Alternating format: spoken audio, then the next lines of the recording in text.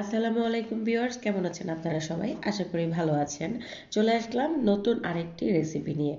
আসলে নতুন না, যারা প্রথমবার দেখছেন তাদের জন্য নতুন, আর যারা জানেন এটা কি তাদের জন্য তো অবশ্যই নতুন না। এটা হচ্ছে লাউয়ের ঝোলকা।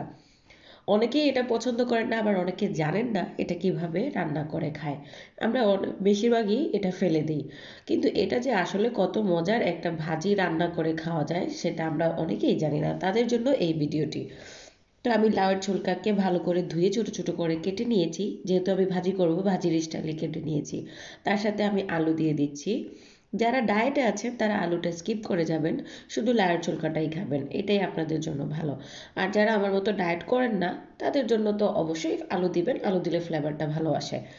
আলু আর ঝোলকাটা কাটা শেষ। তো আমি এখন একটা কড়াইতে তেল দিয়ে দিচ্ছি। তেলটা আমি 2 টেবিল চামচ পরিমাণ নিয়েছি। যারা ডায়েটে আছেন তারা 1 টেবিল বা তার থেকে কম দিয়ে করবেন। দিয়ে দিলাম কিছু আস্ত জিরা। আস্ত জিরাটা দেওয়ার চেষ্টা করবেন, এতে ফ্লেভারটা ভালো আসে। তার সাথে কিছু কেটে রাখা রসুন এবং 4টা কাঁচামরিচ। ঝালটা আপনার উপরে ডিপেন্ড করে, আপনি বেশি কম করে দিতে পারেন। আর দিয়ে দিলাম স্বাদ মতো লবণ, লবণটাও আপনার উপরে ডিপেন্ড করে। দিয়ে দিলাম এখন জিরা গুঁড়ো। অবশ্যই এটা দেওয়ার চেষ্টা করবেন, খুবই ভালো ফ্লেভার আসে। আর তার সাথে দিয়ে দিলাম হলুদ গুঁড়ো। দিয়ে আমি এখন একটু ভালো করে মিক্স করে নিচ্ছি।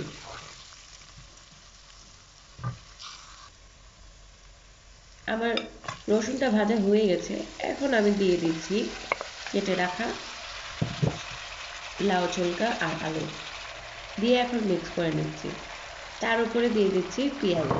পেঁয়াজটা আপনারা আগেও দিতে পারেন বা পরেও দিতে পারেন, এটা ইচ্ছা। ভাজিতে আসলে অনেক সময় আমরা যেরকম ভাজি করি সবজি সব কিছু দিয়ে একবারে বসিয়ে দিই, এভাবেও করতে পারেন। যেহেতু আমি একটু জিরা ইউজ করেছি সে কারণে আমি আগে আর রসুন আর জিরাটা ভেজে নিয়েছি।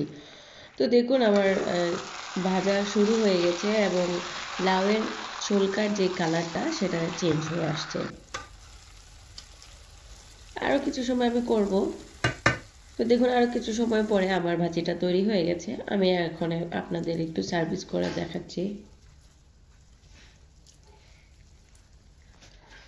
তো দেখুন পারফেক্টলি খুব মজাদার নতুন একটি রেসিপি আপনাদের সামনে তুলে ধরলাম।